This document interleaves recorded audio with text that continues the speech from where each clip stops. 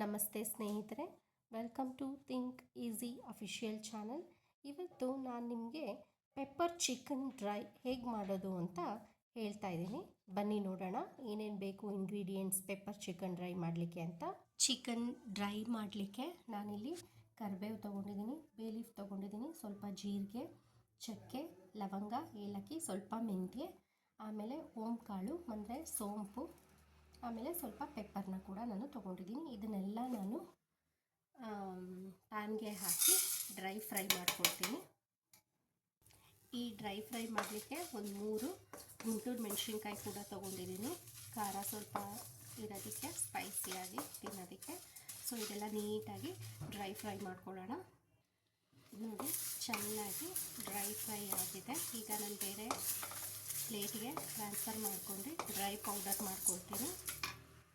ಏನು dry fry ಮಾಡಿ ಎತ್ತಿಟ್ಕೊಂಡು ಅದೇ ಪ್ಯಾನ್ಗೆ ನಾನು ಎಣ್ಣೆ ಹಾಕ್ತಾಯಿದ್ದೀನಿ. ಎಣ್ಣೆ ಹಾಕಿ ಕುದಿಯೋಕೆ ಮೀನ್ಸ್ ಬಾಯ್ಲ್ ಮಾಡೋಕ್ಕೆ ಇಟ್ಟಿದ್ದೀನಿ. ಇವಾಗ ನಾನು ಒಗ್ಗರಣೆಗೆ ಈರುಳ್ಳಿ, ಕರಿಬೇವು, ಹಸಿಮೆಣಸಿನ್ಕಾಯಿ, ಶುಂಠಿ ಚಾಪ್ ಮಾಡಿರೋದು ಮತ್ತು ಗಾರ್ಲಿಕ್ಕು ಕೂಡ, ಬೆಳ್ಳುಳ್ಳಿ ಕೂಡ ಚಾಪ್ ಮಾಡಿರೋದು ಇಟ್ಕೊಂಡಿದ್ದೀನಿ. ಇಷ್ಟೂ ಕೂಡ ನಾವು ಆ ಮೀನ್ಸ್ ಬಾಯ್ಲ್ ಆಗ್ತಿರೋ ಎಣ್ಣೆಗೆ ಹಾಕೋಣ. ಇಷ್ಟು ಹಾಕಾಯಿತು ನೋಡಿ. ಇದನ್ನು ನಾವು ಚೆನ್ನಾಗಿ ಫ್ರೈ ಮಾಡ್ಕೊಳ್ಳೋಣ. ಒಂಚೂರು ಫ್ರೈ ಆಗ್ತಾಯಿದೆ ಅಂತ ಅಂದಾಗಲೇ ನಾವು ಚಿಕನ್ ಏನು ತೊಳೆದಿಟ್ಕೊಂಡಿದ್ದೀವೋ ಆ ಚಿಕನ್ ಕೂಡ ಹಾಕ್ಕೊಳ್ಳೋಣ. ಚಿಕನ್ನ ನಾನಿಲ್ಲಿ ರೆಡಿ ಮಾಡಿ ಇಟ್ಕೊಂಡಿದ್ದೀನಿ. ಸೊ ಅದೊಂಚೂರು ಈರುಳ್ಳಿ ಫ್ರೈ ಆಗ್ತಾ ಇದ್ದಂಗೆ ಈ ಚಿಕನ್ನ ಕೂಡ ಹಾಕ್ಕೊಳ್ಳೋಣ. ಇದಕ್ಕೆ ಸ್ವಲ್ಪ ಉಪ್ಪು ಮತ್ತು ಅರಿಶಿನ ಹಾಕಿ ಫ್ರೈ ಮಾಡ್ಕೊಳ್ಳೋಣ. ಈರುಳ್ಳಿ ಸ್ವಲ್ಪ ಫ್ರೈ ಆಗ್ತಾ ಇದ್ದಂಗೆ ಚಿಕನ್ ಏನು ತೊಳೆದಿಟ್ಕೊಂಡಿದ್ನೋ ಆ ಚಿಕನ್ನ ಇದಕ್ಕೆ ಹಾಕ್ಕೊಳ್ಳೋಣ. ನೀಟಾಗಿ ಎಲ್ಲ ಕಡೆ ಕಲಿಸ್ಕೊಂಡಿದ್ದೀನಿ. ಈಗ ಲಿಡ್ ಸ್ವಲ್ಪ ಕ್ಲೋಸ್ ಮಾಡಿ ಇದನ್ನು ಏನನ್ನು ಫ್ರೈ ಮಾಡಿ ಇಟ್ಕೊಂಡಿದ್ದೀನೋ ಅದನ್ನು ನಾವಿವಾಗ ಡ್ರೈ ಪೌಡರ್ ಮಾಡ್ಕೊಳ್ಳೋಣ. ಪೌಡರ್ ಮಾಡಿ ಇಟ್ಕೊಂಡಿದ್ದೀನಿ ನಾನು ಇದನ್ನು. ಈ ಚಿಕನ್ಗೆ ಸ್ವಲ್ಪ ಶುಂಠಿ ಬೆಳ್ಳುಳ್ಳಿ ಪೇಸ್ಟ್ ಕೂಡ ಹಾಕ್ಕೊಂಡಿದ್ದೀನಿ.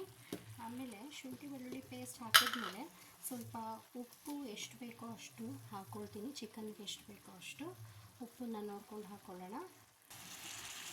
ಇದೇನು ಫ್ರೈ ಆಗ್ತಾಯಿದೆ ಇದಕ್ಕೆ ರುಬ್ಬಿಟ್ಕೊಂಡಿರೋ ಪೌಡರ್ನ ಹಾಕ್ಕೊಳ್ಳೋಣ. ಈಗ ಪೌಡರ್ ಹಾಕಿ ಚೆನ್ನಾಗಿ ಕಲಿಸ್ದೆ. ಈಗ ಲೋ ಫ್ಲೇಮ್ ಮಾಡಿ ಲಿಡ್ಡನ್ನು ಕ್ಲೋಸ್ ಮಾಡಿ ಸ್ವಲ್ಪ ಬೇಯೋಕ್ಕೆ ಬಿಡೋಣ. ಮಸಾಲೆ ಎಲ್ಲ ಚಿಕನ್ ಒಳಗಡೆ ಹೋಗೋಕ್ಕೆ ಬಿಡೋಣ. ಆವಾಗವಾಗ ಈ ಚಿಕನ್ನ ಈ ಥರ ಅಲ್ಲಾಡಿಸ್ಕೊಳ್ಳೋಣ. ಸೊ ನೀಟಾಗಿ ಬಾಯ್ಲ್ ಆಗುತ್ತೆ. ಹೇಗೆ ಲಿಡ್ ಕ್ಲೋಸ್ ಮಾಡಿಡೋಣ. ಫೈನಲಿ ನಮ್ಮದು ಪೆಪ್ಪರ್ ಚಿಕನ್ ಡ್ರೈ ರೆಡಿ ಆಗಿದೆ. ಸೊ ನಾನು ಈ ಪೆಪ್ಪರ್ ಚಿಕನ್ ಡ್ರೈ ಜೊತೆಗೆ ಚಪಾತಿನಾದರೂ ತಿನ್ಕೋಬೋದು ಅಥವಾ ಅನ್ನ ರಸಮ್ ಜೊತೆನಾದರೂ ತಿನ್ಕೊಳ್ಬೋದು. ಸ್ಪೈಸಿ ಆಗಿರೋ ಪೆಪ್ಪರ್ ಚಿಕನ್ ಡ್ರೈ ಈ ಥರ ಮಾಡಿದ್ದೀನಿ. ಸೊ ನಿಮ್ಗೆ ಇದು ಇಷ್ಟ ಆದಲ್ಲಿ ಪ್ಲೀಸ್ ನಮ್ಮ ಚಾನಲನ್ನು ಲೈಕ್ ಮಾಡಿ, ಸಬ್ಸ್ಕ್ರೈಬ್ ಮಾಡಿ, ಶೇರ್ ಮಾಡಿ. Thank you.